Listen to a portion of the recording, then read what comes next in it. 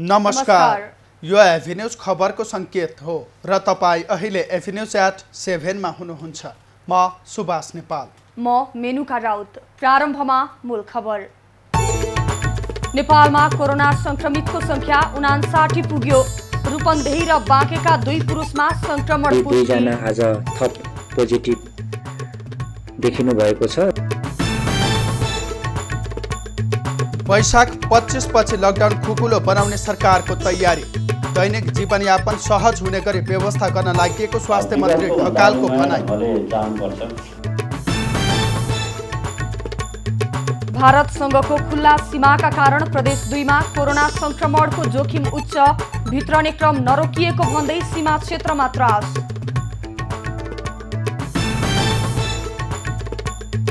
भारतबाट स्वदेश फर्किएकाहरूको व्यवस्थापनमा समस्या। क्वारेन्टिनमा बसेको भन्दा दोब्बर संख्यामा मजदुर भित्रिएपछि चुनौती। स्कुलमा उहाँहरूलाई बस्ने व्यवस्था मिलायौँ।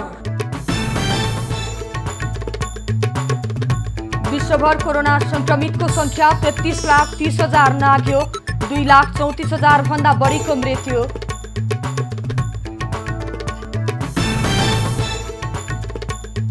मुलुकलाई अस्थिरतातर्फ धकेल्ने प्रयास भइरहेको प्रधानमन्त्रीको भनाई। सञ्चार माध्यमहरू पनि यसमा सहभागी भएको आरोप। र सामाजिक सञ्जालहरूमा पनि। र सत्तारूढ नेकपाको सचिवालय बैठक भोलि। शीर्ष नेताहरू गुटगट छलफलमा व्यस्त।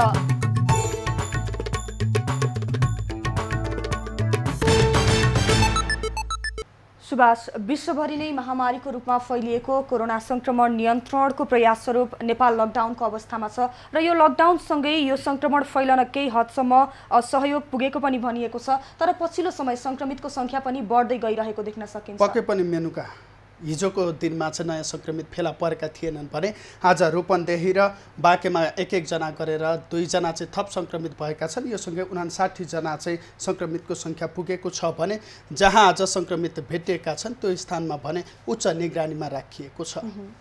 अब खबरको सिलसिला प्रारम्भ गरौँ कोरोना संक्रमण सम्बन्धी प्रसङ्गबाट। प्रदेश नम्बर 5 मा पहिलो पटक कोरोना भाइरस संक्रमण भएका व्यक्ति फेला परेका छन्। रूपन्देही र बाँकेमा आज एक जना संक्रमित भेटिएका हुन्। यो सँगै नेपालमा कोरोना संक्रमित हुनेको संख्या 59 पुगेको छ। उनीहरू दुवैको स्वास्थ्य स्थिति सामान्य रहेको र उनीहरू स्वास्थ्य कर्मीको निगरानीमा रहेको स्वास्थ्य मन्त्रालयले जनाएको छ। आज बाँके जिल्ला नेपालगञ्जका 60 वर्षीय पुरुषको नमुना परीक्षण गर्दा भेरी अस्पतालमा पोजिटिभ देखिएको छ। हाल उहाँलाई बाँकेको सुशील कोइराला प्रखर क्यान्सर अस्पतालको आइसोलेसनमा ल्याउँदै गरेको अवस्था छ। त्यसै गरी रूपन्देहीका 25 वर्षीय पुरुषको पनि नमुना परीक्षण राष्ट्रिय जनस्वास्थ्य प्रयोगशालामा गर्दा पोजिटिभ देखिएको छ। यसरी 2 जना आज थप पोजिटिभ देखिनु भएको छ। राष्ट्रिय जनस्वास्थ्य प्रयोगशालामा गरिएको परीक्षणमा रूपन्देहीको कोटहीमाई गाउँपालिकाका 25 वर्ष युवामा कोरोना संक्रमण पुष्टि भएको हो। उनी वैशाख पहिलो साता ठोठरी नाकाबाट नेपाल प्रवेश गरे लगत्तै उनी मर्चवारको क्वारेन्टिनमा थिए। उनलाई अहिले कोरोना विशेष अस्पताल बुटोलमा राखिएको छ। नेपालगञ्जमा संक्रमित 60 वर्षीय पुरुषको भने खजुरा स्थित कोरोना विशेष आइसोलेसन अस्पतालमा उपचार भइरहेको छ। उनी नेपालगञ्जको एकलैनी स्थित एक मस्जिदमा बस्दै आएका थिए। मस्जिदमा बस्नेको स्वाब परीक्षण गर्ने क्रममा उनमा संक्रमण पुष्टि भएको हो। अहिलेसम्म कर्णाली प्रदेश बाहेक 6वटै प्रदेशमा कोरोना संक्रमित फेला परेका छन्। स्वास्थ्य मन्त्रालयका अनुसार नेपालमा अहिले 24,900 जना भन्दा बढी मानिस क्वारेन्टिनमा रहेका छन्। तीमध्ये सबैभन्दा बढी प्रदेश 5 मा 12,163 जना रहेका छन्। मन्त्रालयका अनुसार अहिले काठमाडौँ उपत्यकामा 5 सहित 94 जनालाई चिकित्सकीय निगरानीमा अलग्गै राखेर उपचार भइरहेको छ। अहिलेसम्म PCR विधिबाट 12,005 भन्दा बढी परीक्षण गरिएको जनाएको छ। मन्त्रालयका अनुसार अहिलेसम्म RDT विधिबाट करिब 48,000 जनाको परीक्षण गरिएको छ। यसैबीच कोरोना संक्रमित फेला परेपछि बाँकेको नेपालगञ्जमा थप कडाई गरिएको छ। नेपालगञ्जको Dhambojhi, DSP road, एकलैनी, Mahendra park क्षेत्रमा स्थानीय प्रशासनले आउजातमा रोक लगाएको छ। सरकारले वैशाख 25 गतेदेखि लकडाउन खुकुलो पार्ने तयारी गरेको छ। स्वास्थ्य तथा जनसङ्ख्या मन्त्री भानुभक्त ढकालले शुक्रबार राष्ट्रिय सभाको विधायन व्यवस्थापन समिति बैठकमा दैनिक जीवनयापन सहज हुने गरी लकडाउन खुकुलो हुने सङ्केत गरेका हुन्। उनले घरमा बिरामी भए अस्पतालसम्म पुर्याउन नसकिने अवस्थालाई मध्यनजर गर्दै कसरी सेवा दिन सकिन्छ भन्ने विषयमा गृह कार्य भइरहेको बताएका हुन्। लकडाउन विगतको भन्दा नयाँ ढङ्गले जानुपर्ने भन्दै उनले अब सहजीकरण गर्दै जाने तयारी रहेको बताए। तालाबन्दी खोल्ने खालको विषयमा चाहिँ विगतको भन्दा अलि नयाँ ढङ्गले जानुपर्छ, त्यसलाई सहजीकरण गर्दै जानुपर्छ। समितिले कोरोना संक्रमणको परीक्षणको दायरा बढाएर प्रत्येक परिवारसम्म पुर्याउन निर्देशन दिएको थियो। समितिले सरकारलाई कोरोना भाइरसले पारेको प्रभावको विवरण समितिलाई जानकारी गराउन पनि निर्देशन दिएको छ। समितिले विदेशबाट रोजगारी गुमाएर फर्कने ठूलो जनशक्तिलाई व्यवस्थित गर्ने योजना बनाउन पनि भनेको छ। 57 वर्ष अगाडिको ऐनले अहिलेको परिस्थितिलाई सम्बोधन गर्न नसक्ने भएकाले छरिएर रहेका कानुनलाई एकीकृत गर्नुपर्ने समितिको ठहर छ। लकडाउन पछि भारतमा फँसेका मजदुरहरू नेपाल भित्रिएसँगै उनीहरूको व्यवस्थापनमा चुनौती देखिएको छ। भारतीय क्वारेन्टिनमा बसिरहेको सङ्ख्याभन्दा झन्डै दोब्बर मजदुर भित्रिएपछि उनीहरूलाई क्वारेन्टिनमा राखेर व्यवस्थापन गर्नु चुनौतीपूर्ण बनेको हो।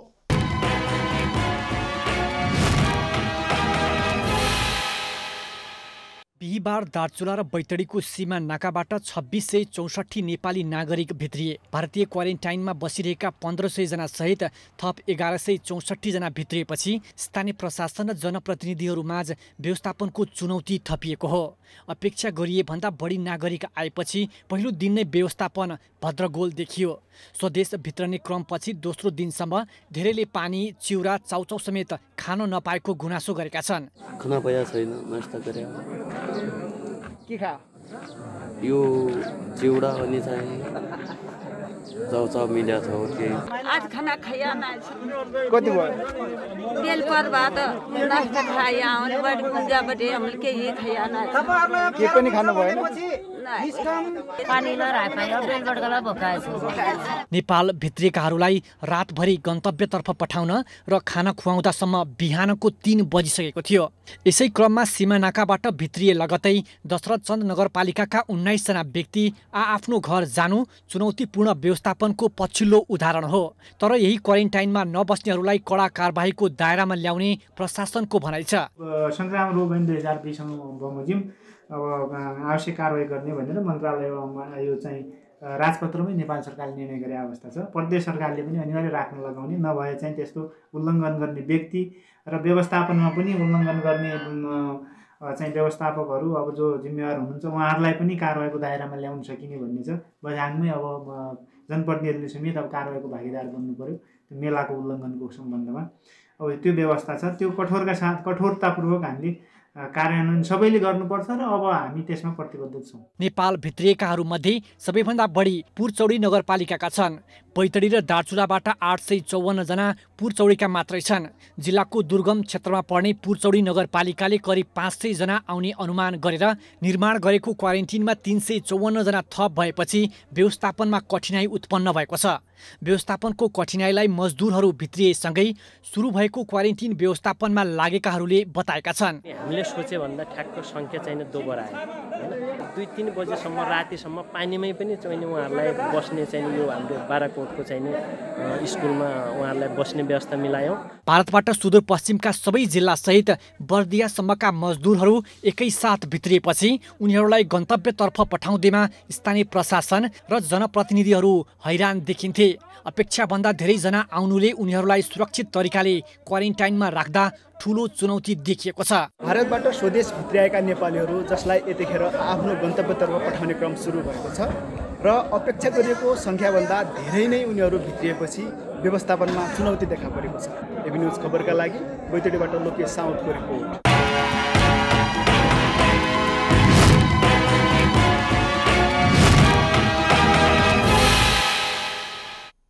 भारतसँगको खुला सीमाका कारण प्रदेश 2 मा कोरोना संक्रमणको जोखिम उच्च देखिएको छ। भारतबाट फर्केका स्थानीयमा संक्रमण भेटिएसँगै 8वटै जिल्लामा संक्रमणको उच्च जोखिम रहेको प्रदेश सरकारको ठम्याइरहेको छ। हालसम्म प्रदेश 2 मा 12 जनामा कोरोना संक्रमण पुष्टि भइसकेको छ। पर्सामा 6 जना, बारामा 2 जना, रौतहटमा 3 जना र सर्लाहीमा 1 जना गरी 12 जनामा कोरोना संक्रमण पुष्टि भएको छ, जसमध्ये 4 जना नारायणी अस्पताल वीरगञ्जमा उपचार गराएर निको भई घर फर्किसकेका छन्। बाँकी 8 जना उपचाररत रहेका छन्। प्रदेश 2 मा भारतसँग 464 किलोमिटर सीमा जोडिएको छ। लकडाउन पछि नेपाल प्रहरी र सशस्त्र प्रहरीका करिब 10,000 सुरक्षाकर्मी तैनाथ गरिएको छ। 329 वटा नाकामा नेपाल प्रहरी र सशस्त्र प्रहरीको संयुक्त गस्ती खटिएका छन्, तर लुकीछिपी चोरबाटोबाट भित्रने क्रम नरोकिएको भन्दै सीमा क्षेत्रका बासिन्दा त्रसित भएका छन्। दुवैतिर लकडाउन र सीमाशील रहे पनि पैदल यात्रा गरी भारत र नेपाल प्रवेशका लागि सीमा क्षेत्रमा पुग्ने मानिसहरूको संख्या निकै देख्न सकिन्छ। नेपाल राष्ट्र बैंकले अहिलेको परिस्थितिमा नयाँ योजनालाई बजेट छुट्याउन नसकिने बताएको छ। हिजोका योजनाहरू अगाडि बढाउन अहिलेको स्रोत र सीमाहरू रहेकाले नयाँ योजनाका लागि बजेट छुट्याउन सक्ने अवस्था नभएको बैंकले बताएको छ।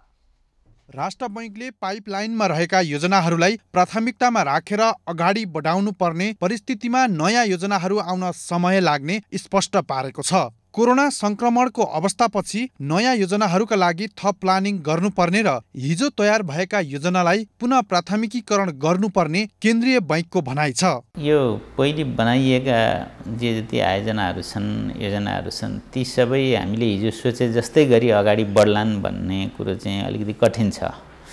एक त यो हाम्रो रिसोर्सकै कन्स्ट्रेन्ट भनेको साना तथा घरेलु व्यवसायीहरूलाई लक्षित गरी नेपाल राष्ट्र बैंकले पुनः कर्जा सम्बन्धी कार्यविधि परिमार्जन गर्न तयारी गरेको छ। साना तथा घरेलु व्यवसायीहरूलाई प्राथमिकता दिने गरी पुनः कर्जा कार्यविधि बैंकले अघि सारेको छ। पुनः कर्जाको प्रक्रिया धेरै लामो भएकाले प्रयोगमा नआएको र ठूला खालका ऋणीहरूले मात्रै पहुँच रहेकाले कार्यविधि परिमार्जन गरिन लागेको बैंकको भनाइ छ। पुनर्कर्जाको प्रोसेसलाई हामी अब छुट्याउँछौँ। धेरै लामो प्रोसेस भएकोले हिजो भएको सीमाभित्रको पनि पुनर्कर्जा प्रयोग भएको छैन।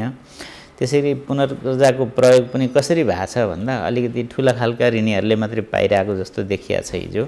हामी यसमा कम्प्लिटली रिभ्याम्प गर्छौँ र पुनर्कर्जा सानोभन्दा सानो ग्राहकले पनि पाउने गरी हामी लाँदैछौँ। ठूला खालका ऋणीहरूले मात्रै हिजो सुविधा पाएको निष्कर्ष सहित बैंकले सानोभन्दा सानो ग्राहकले पनि पाउने गरी कार्यविधि बनाउन लागेको हो। सामान्य पुनः कर्जामा 2% ब्याज छुट हुन्छ। हिजो राष्ट्र बैंकले 3 र अन्य बैंकहरूले 7% ब्याज लिँदै आएका थिए। अहिले त्यसलाई घटाएर राष्ट्र बैंकले 2% र अन्य बैंकले 5% मा दिनुपर्ने व्यवस्था गरिएको छ। त्यो ब्याज दरमा चाहिँ केही उहाँहरूले कम्प्रोमाइज गर्न सक्ने ठाउँहरू हामीले देखेर हामीले चाहिँ 2% चाहिँ ब्याज अहिलेलाई यो 3 महिनाको लागि छुट दिइदिनुहोस्, यो पिरियडमा लकडाउन पनि लामो भयो भनेर हामीले निर्देशन दिएका छौँ। त्यसलाई चाहिँ अब धेरैले पोजिटिभली लिनुभएको छ। सरकारले पुनः कर्जाको सीमा पनि विस्तार गरेको छ। पुनः कर्जाको सीमा विस्तार गरी 1 खर्ब पुर्याउने निर्णय सरकारले गरेको हो। पुनः कर्जा कोषबाट प्रवाह हुने कर्जाको ब्याज दर घटाउने व्यवस्थाका लागि नेपाल राष्ट्र बैंकले व्यवस्था मिलाउनु पर्ने र साना तथा घरेलु उद्योगहरूको सञ्चालनका लागि आवश्यक पर्ने चालु पुँजी कर्जा सहुलियत दरमा उपलब्ध गराउन पनि सरकारले राष्ट्र बैंकलाई भनेको छ। प्रधानमन्त्री केपी ओलीले मुलुकलाई अस्थिरतातर्फ धकेल्ने प्रयास भइरहेको बताएका छन्। अन्तर्राष्ट्रिय श्रमिक दिवसको अवसरमा एक भिडियो सन्देश जारी गर्दै उनले सो कुरा बताएका हुन्। प्रधानमन्त्री ओलीले अस्थिरताका प्रयासमा सञ्चार माध्यमहरू पनि सहभागी भएको आरोप लगाएका छन्।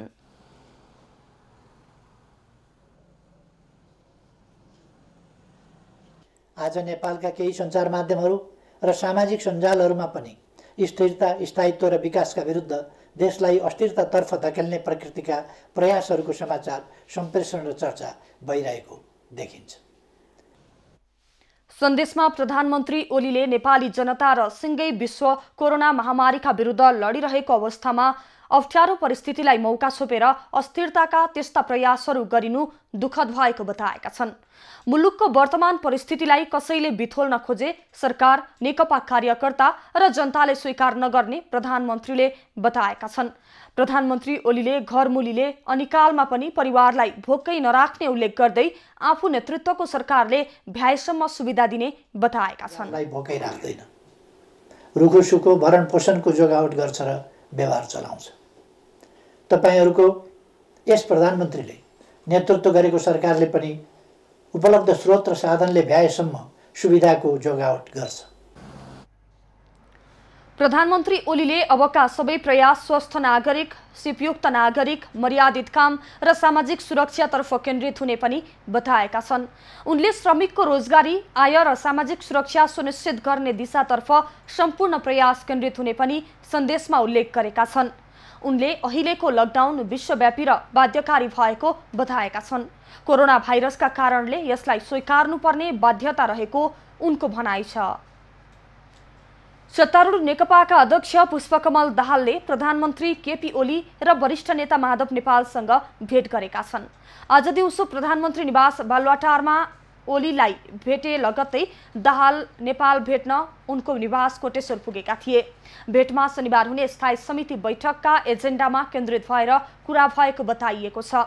बुधबार बसेको सचिवालय बैठकमा अध्यक्ष दाहालसहित नेताहरूले प्रधानमन्त्री ओलीको राजीनामा मागेपछि कोरोना नियन्त्रण भएपछि दिने आश्वासन दिएका थिए। प्रधानमन्त्री ओलीले पार्टीबाट प्रधानमन्त्री वामदेव गौतमलाई बनाउने र वरिष्ठ नेता नेपाललाई पनि अध्यक्षको जिम्मेवारी दिने प्रस्ताव पनि गरेका छन्।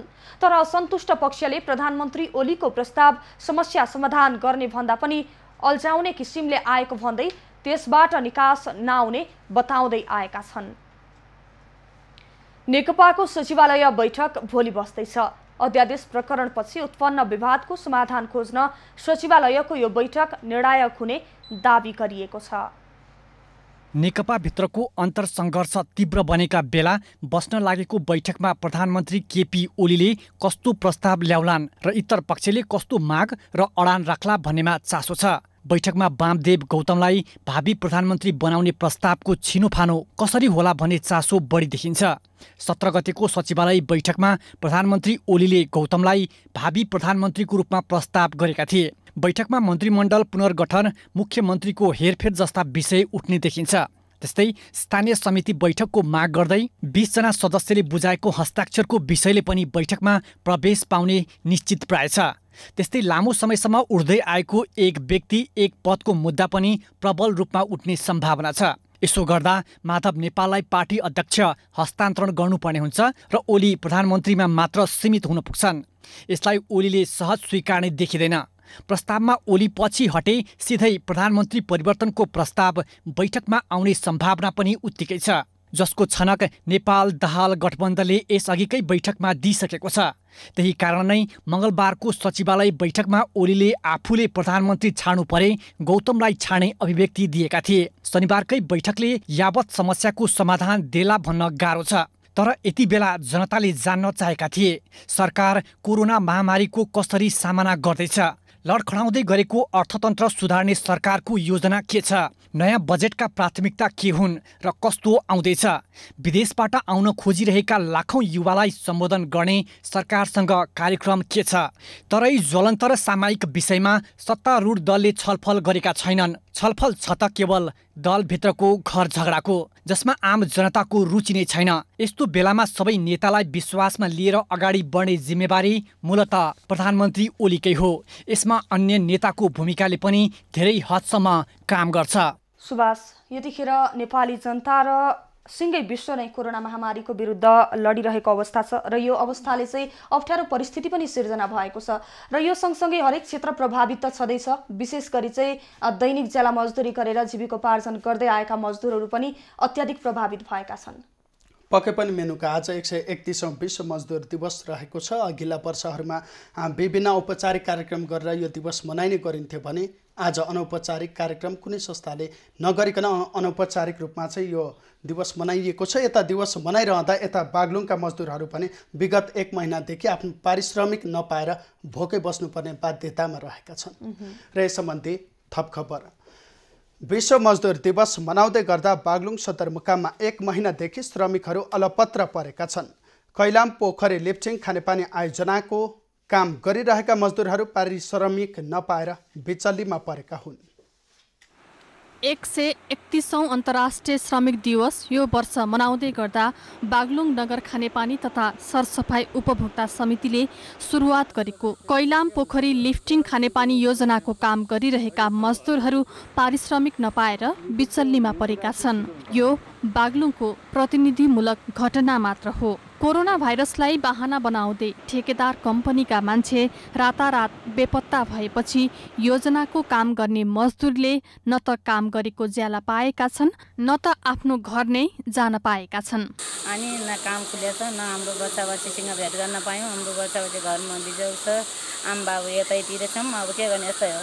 प्रत्येक श्रमिकलाई उचित पारिश्रमिक सुविधा तथा योगदानमा आधारित सामाजिक सुरक्षाको हक हुने भने पनि निर्माण क्षेत्रका मजदुर श्रम गरेको ज्याला पाउनबाट समेत वञ्चित छन्। श्रमको ज्याला लिन पनि आन्दोलन गर्नुपर्ने अवस्था रहेको उनीहरूको गुनासो छ।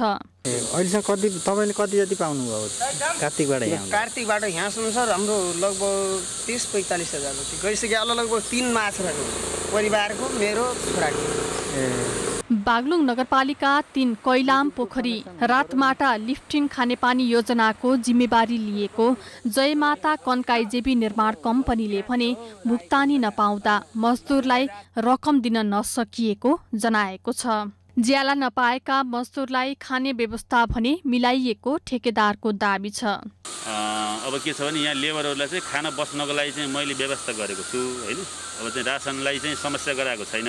उहाँहरूले गरेको काम चाहिँ जति छ उहाँको काम चाहिँ अब चाहिँ नापेर अब चाहिँ उहाँहरूले गरेको काम अब क्वान्टिटी नापेर चाहिँ उहाँहरूलाई हामीले अब त्यतिकै भुक्तानी दिने कुराहरू हुन्छ। सरकारले एकद्वार नीति अनुसार राहत वितरण गर्नु भनेर भने पनि स्थानीय तहले बाँड्ने राहतको कोटामा नपरेका श्रमिक मजदुर मारमा छन्। बागलुङ उद्योग वाणिज्य सङ्घले भने अप्ठ्यारोमा परेका मजदुरहरूलाई थोरै भए पनि मलम लगाउने काम गरिरहेको दाबी गरेको छ। यो लकडाउनका कारण र अरू कारणले गर्दा समस्यामा परेका श्रमिकहरूलाई खाद्यान्न वितरण गरेका छौँ। बागलुङ उद्योग वाणिज्य सङ्घले यो काम जुन गरेको छ, हामीले निरन्तर यसरी अप्ठ्यारोमा परेका श्रमिकहरूलाई सहयोग गर्दै आइरहेका छौँ। बागलुङ सीमा भएर बग्ने कालीगण्डकी नदीमा दिनभर बालुवा चालेर दैनिकी गुजार्ने मजदुरको पीडा उस्तै छ। लकडाउनको कारण विकास आयोजना ठप्प भएपछि उनीहरूको रोजीरोटी गुमेको छ। लकडाउनले रोजगारी गुमेपछि कतिपय मजदुर काम गरेको पैसा नलिई आफ्नो जन्मस्थान फर्किसकेका छन्। एभिन्यूज खबरका लागि बागलुङबाट राजेश चन्द्र राज भण्डारीको रिपोर्ट। चन्द्रागिरी नगरपालिका 2 स्थित नागढुङ्गा नाकामा आजबाट डिसइन्फेक्सन टनेल सञ्चालनमा आएको छ। नगर प्रमुख घनश्याम गिरीले टनेलमा जडान गरेको स्विच थिचेर टनेलको उद्घाटन गरेका हुन्। उद्घाटनसँगै आजबाट डिसइन्फेक्सन टनेलबाट सवारी साधनलाई प्रवेश गराइएको छ।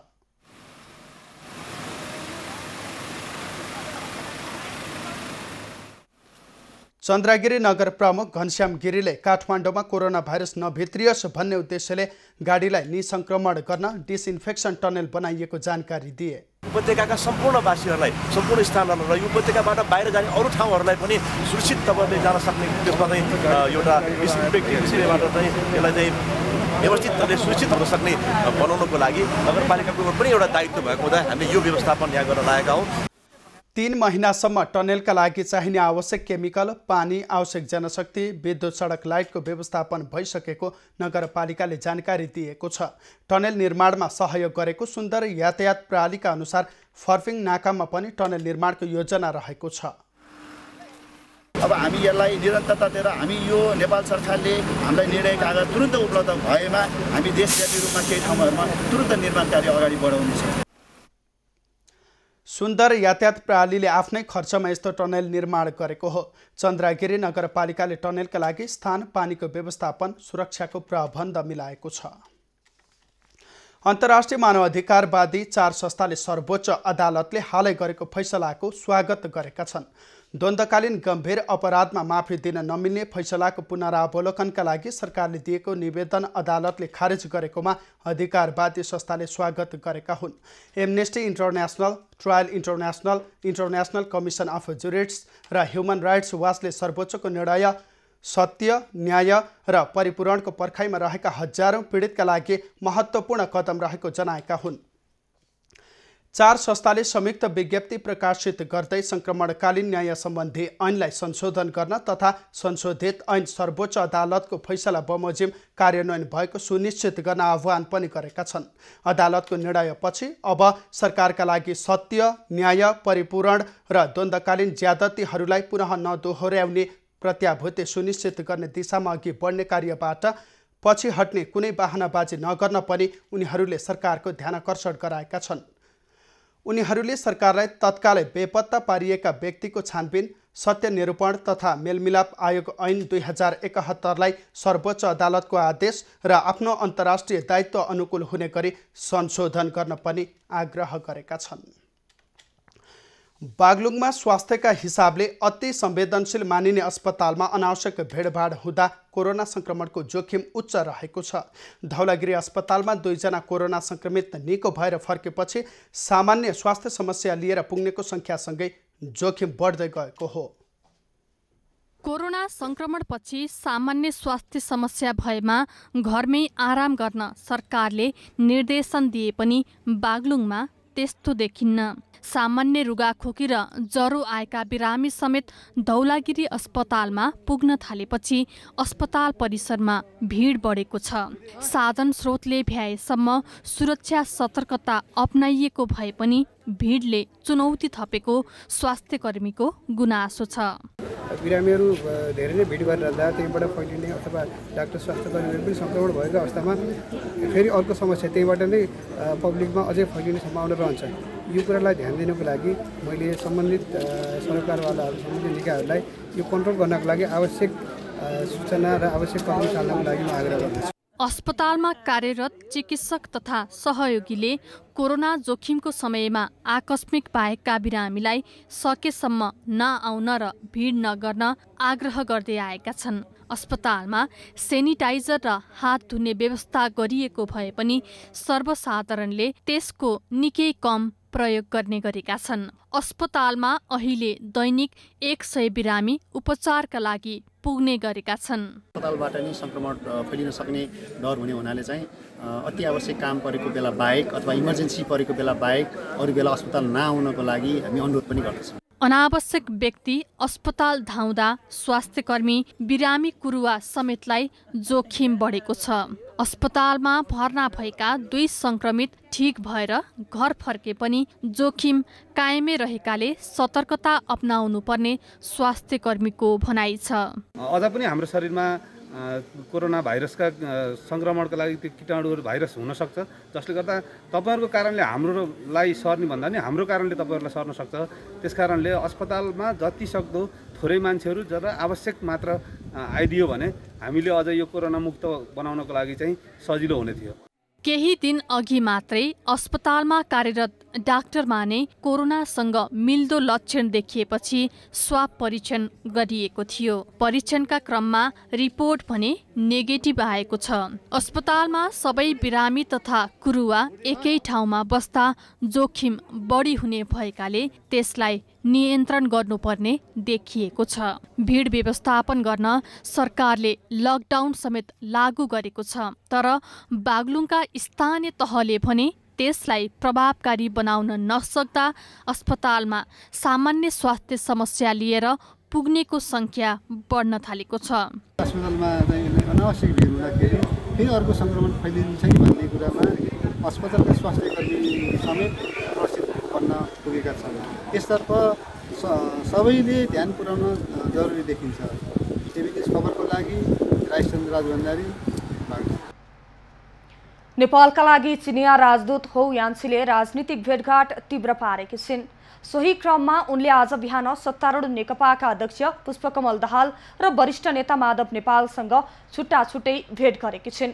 सत्तारूढ दलभित्र शक्ति सङ्घर्ष चर्किएको बेला यान्सीले दुवै नेतासँग छलफल गरेकी हुन्। पूर्व प्रधानमन्त्री द्वय दाहाल र नेपालसँग उनीहरूको निवास क्रमशः खुमलटार र कोटेश्वरमा भएको भेटमा कोरोना भाइरस रोकथाम र नियन्त्रणका लागि चीनले गर्ने सहयोगको विषयमा छलफल भएको नेताहरूले बताएका छन्। भेटका क्रममा उनले नेपालका लागि चीनले सहयोग जारी राख्ने प्रतिबद्धता समेत जनाएकी छिन्। सोमबार मात्रै चिनिया राष्ट्रपति सी जिनपिङ र राष्ट्रपति विद्यादेवी भण्डारी बीच टेलिफोन वार्ता भएको थियो। कुराकानीमा कोरोना संक्रमण नियन्त्रणका लागि चीनले सक्दो सहयोग गर्ने आश्वासन राष्ट्रपति शीले दिएका थिए। सरकारले यस वर्षको बुद्ध जयन्ती तथा तेस्रो अन्तर्राष्ट्रिय बौद्ध सम्मेलनका औपचारिक कार्यक्रम स्थगित गरेको छ। कोरोना भाइरसका कारण मुलुक लकडाउनमा रहेका कारण सरकारले 2564औं बुद्ध जयन्ती तथा तेस्रो अन्तर्राष्ट्रिय बौद्ध सम्मेलनका पूर्व निर्धारित कार्यक्रम स्थगित गरेको हो। लुम्बिनीमा सामाजिक दूरी कायम गरी पूजा र प्रार्थना भने गरिने लुम्बिनी विकास कोषले जनाएको छ। मायादेवी परिसरमा भिडभाड नगरी 2564वटा दीप प्रज्वलन गर्ने लुम्बिनीमा उपस्थित भिक्षु भिक्षुणीबाट विश्व शान्तिको कामना गर्दै पूजापाठ तथा प्रार्थना गर्ने लगायतका अनौपचारिक कार्यक्रम मात्र हुनेछ। कोषले बौद्ध समुदाय सहित सबैलाई नेपाल सरकारको निर्देशन पालना गर्दै सुरक्षित तवरबाट घरमै प्रार्थना तथा पूजापाठ गरी बुद्ध जयन्ती मनाउन आह्वान समेत गरेको छ। यस वर्ष 25 वैशाखका दिन वैशाख शुक्ल पूर्णिमा तथा बौद्ध जयन्ती मनाइँदैछ। काभ्रेमा लकडाउनका बीच पनि विकास निर्माणका काम सुचारू हुने भएका छन्।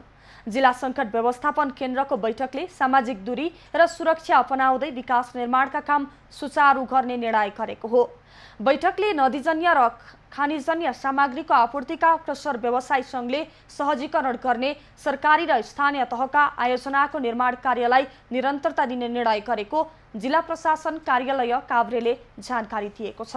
निर्माण सामग्री बोक्ने ढुवानीका साधनहरू जिल्लाभित्र बिहान 11 बजेदेखि 1 बजेसम्म र बेलुका 7 बजेदेखि 10 बजेसम्म सञ्चालनको व्यवस्था गर्ने निर्णय पनि भएको छ। त्यस्तै जिल्ला बाहिर बेलुका 7 बजेदेखि राति 11 बजेसम्म जान दिने निर्णय भएको छ। यो निर्णयसँगै काभ्रे एकीकृत खानेपानी लाकोरे भन्ज्याङ पनौती नमोबुद्ध सडक तीनपिप्ले बोहरे दोभान सडकको काम सुचारू हुने भएको छ। त्यस्तै दोलालघाट चौरी गुरासे सडक हिगुवापाटी नगरकोट सडक काभ्रे भन्ज्याङ दाप्चा सडक लगायतका महत्त्वपूर्ण योजना पनि अघि बढ्ने भएका छन्। लकडाउनका बीच विषाक्त मदिरा सेवनबाट गाउँका 7 जनाको मृत्यु भएपछि महोत्तरीको भङ्गाहाको गोरहन्ना बस्ती शोकमा छ। गाउँमा दिनहुँ जस्तो 1-2 जनाको मृत्यु हुन थालेपछि स्थानीय त्रसित भएका हुन्। महोत्तरीमा भङ्गाहा नगरपालिका 7मा केही दिनको बीचमा 7 जनाको मृत्यु भएको छ। स्थानीयका अनुसार सबैको मृत्यु विषाक्त मदिरा सेवनबाट भएको हो। भङ्गाहा नगरपालिका 7 मेघनाथ गोरहन्ना नयाँ बस्तीमा बुधबार र बिहिबार सिकेन्द्र सिंह सिताई महराको मृत्युसँगै मृतकको संख्या 7 पुगेको हो।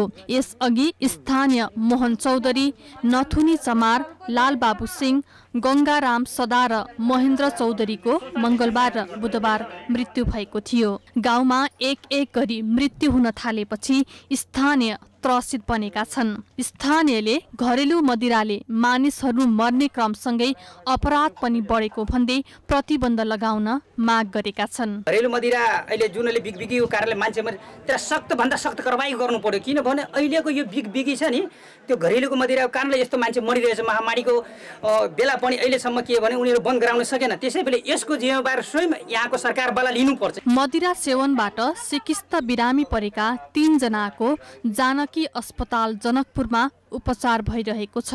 विषाक्त मदिरा सेवनले एउटै बस्तीमा 7 जनाको मृत्यु भएपछि सिङ्गो गाउँ नै शोकमा डुबेको छ।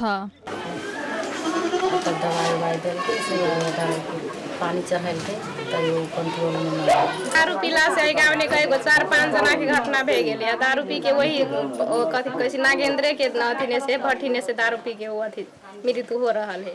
वही भट्ठी वाला के कार्यवाही छानबीन करके अथी होती तो ओकरा कार्यवाही करे परली न। एक सातामा रहस्यमय मृत्यु भएका 7 जनाको परिवारलाई भङ्गाहा नगरपालिकाले तत्काल क्रिया खर्च स्वरूप प्रति परिवारलाई 21,000 रुपैयाँ उपलब्ध गराउने निर्णय गरेको छ। नगर प्रमुखको तर्फबाट म तपाईहरुलाई के जानकारी गराउन चाहन्छु भने कि मृतक प्रति परिवारलाई काट क्रिया खर्च 21,000 रुपैयाँ नगरपालिकाबाट सहयोग स्वरूप तत्कालको लागि दिनेछ भने म तपाईहरुकै बीचबाट जानकारी गराउन चाहन्छु। विषाक्त मदिराकै कारण सर्वसाधारणको मृत्यु भएको अनुमान गरिए पनि प्रहरीले भने घटनाबारे अनुसन्धान भइरहेको जनाएको छ। घटनामा मृत्यु भएका अधिकांश व्यक्ति बिहानदेखि साँझसम्म मदिराको लत भएको मानिस रहेको प्रहरी अनुसन्धानमा खुलेको छ। मृतक मध्ये 2 जनाको शव पोस्टमार्टमका लागि पठाइएकाले त्यसपछि मात्रै वास्तविकता खुल्ने प्रहरीको भनाइ छ। रक्सी पार्ने अवैध रक्सी पार्ने मान्छे 4 जना पक्राउ गरेर ल्याएका छौँ। तिनलाई कानुनी कारबाही लान्छौँ आजदेखि हामी। र त्यहाँ स्वास्थ्य टोली र सिडिओ साहब हाम्रो उच्च स्तरीय एउटा टोली, जिल्लाको उच्च स्तरीय टोली गएर त्यसमा चाहिँ के भएको अनुसन्धान गर्ने, त्यसलाई चाहिँ उपचार गर्ने र त्यो रोक्ने काम आजबाट हामी सुरु गर्छौँ। घटनापछि विषाक्त मदिरा उत्पादन गरी बेच्ने 4 जनालाई पनि प्रहरीले पक्राउ गरेको छ। सो क्षेत्रको प्रमुख जिल्ला अधिकारी सूर्य बहादुर खत्री सहित सुरक्षा निकायका प्रमुखहरूको टोलीले स्थलगत निरीक्षण गरेको छ। एभिन्यूज खबरका लागि महोत्तरीबाट कमलेश मण्डलको रिपोर्ट। धार्मिक एवं पर्यटकीय नगरी जनकपुर धाममा आज लकडाउनका बीच जानकी जन्मोत्सव मनाइँदैछ। जन्मोत्सवका लागि जानकी मन्दिरलाई विशेष रूपले सजाइएको छ, तर सर्वसाधारणलाई भने मन्दिर प्रवेश गर्न दिएको छैन।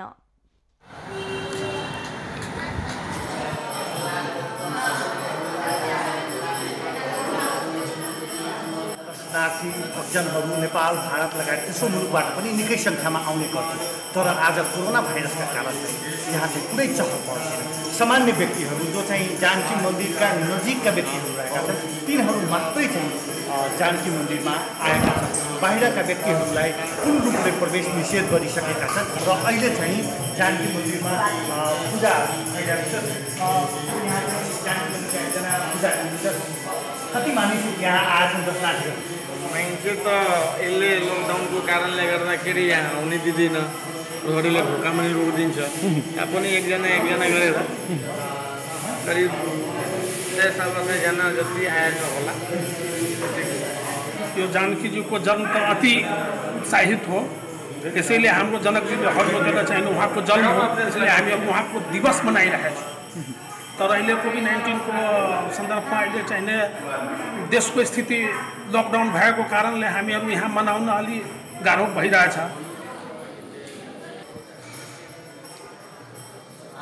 सम्पूर्ण हिन्दू श्रद्धालु भक्तजन तथा देशवासी विदेशवासीमा आग्रह गरेका छु, यसपालिको जानकी नवमी हाम्रो राष्ट्रियको पर्व छन्।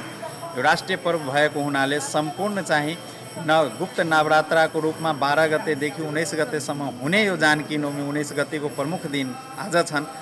सबजना घरमै आरती गरेर दीपोत्सव मनाएर चाहिँ हामी विश्व यो कोरोना भाइरस महामारीबाट सम्पूर्ण जगतलाई कल्याण व्याधि मुक्त गर्नलाई चाहिँ हामी सफल हुन्छौँ र घरमै जानकीजीको प्राकट्य गर्नुहोस्, जानकी आरती गर्नुहोस्। राष्ट्रिय तपाईँको च्यानल हो र सम्पूर्ण जगतले हेर्नु भएको छन्। गत वर्ष हाम्रो राष्ट्रपतिदेखि सबजना आएको थियो, विद्वानको गोष्ठी, प्रादेशिक स्तरको सांस्कृतिक कार्यक्रम, बधाई मङ्गल गान, पुरै जनकपुरमा लाखौँ श्रद्धालु भक्तजन चाहिँ नेपाल भारतबाट हिन्दू धर्मावलम्बीहरू आउने गरेका थियो र एउटा बेग्लै जानकी आरती बेग्लै एउटा मनोहरमा दृश्य तयार हुन्थ्यो। त्रेतायुग जस्तै जानकी आज प्रकट भएछ झल्किने अवस्था हुन्थ्यो। तर आज हामी बडा दुःखद भन्दैछु, लकडाउनका कारणले श्रद्धालु भक्तजन आएको छैन। जानकी मन्दिरले चाहिँ नआउन अपिल गरेका छन्, त्यसको असर चाहिँ जानकी मन्दिरमा देख्न सकिन्छ। यहाँ चाहिँ मूल ढोका चाहिँ बन्द रहेको छ, मूल ढोकामा चाहिँ तालचा लगाइएको छ र यसै कारण चाहिँ कसैले आएको छैन। आज चाहिँ जानकी मन्दिरमा चाहिँ सामान्य खालको मात्रै पूजा गर्ने कार्य भइरहेको छ। एभिन्यूज खबरका लागि सुजित कुमार झा, जनकपुर धाम। लकडाउनको समयमा दैनिक उपभोग्य वस्तु लुकाउने र महँगोमा बिक्री गर्ने गरेको गुनासो आएपछि प्रदेश 1 मा बजार अनुगमन थालिएको छ। सोही क्रममा मोरङका स्थानीय तहमा पनि घरेलु तथा साना उद्योग कार्यालयको समन्वयमा खाद्यान्न तथा औषधि पसलहरूमा अनुगमन थालिएको हो। लकडाउनको समयमा खाद्यान्न तथा औषधिमा ठगी हुन सक्ने तर्फ मध्यनजर गर्दै मोरङको लेटाङ बजारमा खाद्यान्न तथा औषधि पसल अनुगमन गरिएको हो। सो क्रममा लेटाङ बजारमा रहेको दीर्घायु लेटाङ फार्मेसीमा बिक्रीका लागि राखिएका म्याद गुज्रिएको औषधि जफत गरी कारबाही अघि बढाइएको छ। अनुगमन कार्यक्रममा हाम्रो यो दीर्घायु फार्मेसीमा चाहिँ अलिकति डेट सकिएका औषधिहरू राखेको अवस्था पाइयो। त्यसको आवश्यक कारबाहीको लागि हाम्रो औषधि व्यवस्था विभाग शाखा कार्यालय विराटनगरले जफत गरी कारबाहीको लागि लिएको अवस्था छ भने अन्य दोकानहरूमा सामान्य अवस्थामा रहेको पाइयो। म्याद गुज्रिएका औषधि जफत गरी कारबाही अघि बढाइएको घरेलु तथा साना उद्योग कार्यालयले जानकारी दिएको छ। अनुगमनका क्रममा औषधि पसलमा अनुमति प्राप्त व्यक्ति पनि नबसेको र म्याद नागेको औषधि समेत भेटिएकाले औषधि व्यवस्था ऐन अन्तर्गत पनि कारबाही गर्ने तयारी औषधि व्यवस्था कार्यालयले गरेको छ। एक्सपायरी सामानहरू चाहिँ अलि धेरै नै देखियो भनौँ न, हैन? अनि एक्सपायरी सामान लगायत अनि त्यहाँ व्यवसाय अनुपस्थित पनि देखियो। त्यसले गर्दाखेरि चाहिँ अब उहाँहरूलाई चाहिँ हामीले विभागमा बोलाएको छौँ फर्दर प्रक्रियाको लागि। किन अरू समय भएको भए त हामी उहाँहरूलाई यही पसल बन्द गर्ने अवस्था पनि आउन सक्थ्यो, होइन? तर हामीले यो लकडाउनको अवस्थालाई हेरेर चाहिँ विभागमा बोलाएका छौँ। महामारीको समयमा जनस्वास्थ्यमाथि खेलवाड भएको भेटिएको भन्दै लेटाङ नगरपालिकाले पनि दुःख व्यक्त गरेको छ। आगामी दिनमा बजार अनुगमनलाई थप तीव्रता दिने नगरको भनाइ छ। कसरी अनुगमन गर्ने, कसरी प्रभावकारी सेवा दिने भन्ने विषयमा एकदमै पनि म आफू पनि लाग्नेछु र नगरपालिकाको टिम पनि लाग्नेछ। नगरपालिकामा अहिलेको यो विपदको अवस्थामा, यो एउटा कोरोनाले चाहिँ देशै लकडाउन भएको अवस्थामा चाहिँ हामीले विशेष गरेर खाद्यान्न औषधि पसलहरूलाई चाहिँ बढी निगरानी गर्नेछौँ। टोलीले लेटाङमै रहेको उपभोक्ता भण्डार नामको खाद्यान्न पसलको समेत अनुगमन गरेको छ। सो पसलको अवस्था भने सन्तोषजनक रहेको पाइएको छ। वाणिज्य आपूर्ति तथा उपभोक्ता संरक्षण कार्यालय विराटनगरले पनि लकडाउनको समयमा बजार अनुगमनलाई थप तीव्रता दिएको जनाएको छ। लकडाउनमा उपभोक्ताले अत्यावश्यक सामग्री खोजी गर्ने हुँदा स्थानीय सरकारले सक्रियता देखाउनु पर्ने कार्यालयको भनाइ छ। यो लकडाउनमा धेरै सामग्रीहरू अहिले दोकानमा परेको छ। त्यसले गर्दाखेरि निरन्तर अनुगमन गरेर व्यवसायलाई सचेत गराउने जिम्मेवारी स्थानीय सरकारको पनि हो। हामी त्यसमा सहयोग गर्न तयार छौँ। त्यसो हुँदाखेरि सम्पूर्ण उपभोक्ता संरक्षण ऐन 2075 बमोजिम आफ्नो क्रियाकलाप गर्न चाहिँ म सम्पूर्ण उद्योग व्यवसाय मित्रहरूलाई चाहिँ म अनुरोध गर्छु, म तपाईहरु कारबाहीमा नपर्नुहोस्। लकडाउनमा सीमित पसल मात्रै खुल्ने भएकाले विक्रेताले उपभोक्तालाई बढी मूल्य लिएर ठगी गर्ने सम्भावना समेत बढी हुने गरेको छ।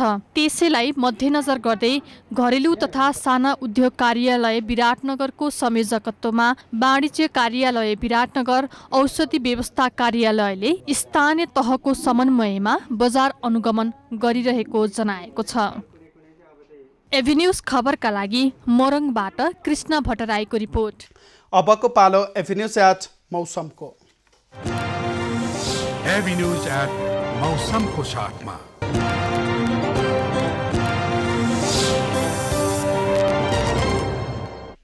पछिल्लो 24 घण्टामा काठमाडौँ उपत्यका लगायत देशका धेरैजसो स्थानमा वर्षा भयो। आज राति पहाडी क्षेत्रका केही स्थानमा मेघगर्जन, चट्याङ, हावाहुरी र असिना सहित वर्षाको सम्भावना रहेको जल तथा मौसम पूर्वानुमान महाशाखाले जनाएको छ।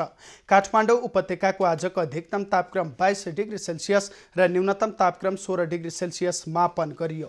आज देशभरको मौसम कस्तो रह्यो त? हेरौँ देशका विभिन्न स्थानको मौसमी अवस्था।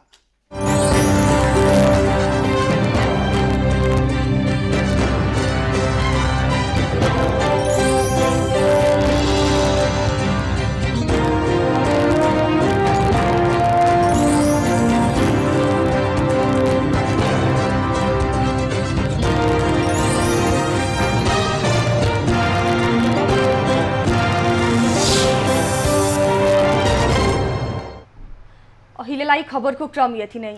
एभिन्यूज खबरका यी सहित अन्य विस्तृत खबरका लागि www.avenews.tv लगइन गर्न सक्नुहुनेछ। युट्युब, फेसबुक र ट्विटरमा पनि हामीलाई फलो गर्न सकिनेछ। खबर भित्रको खबरका लागि हेर्दै रहनुहोला एभिन्यूज खबर। नमस्कार। छ।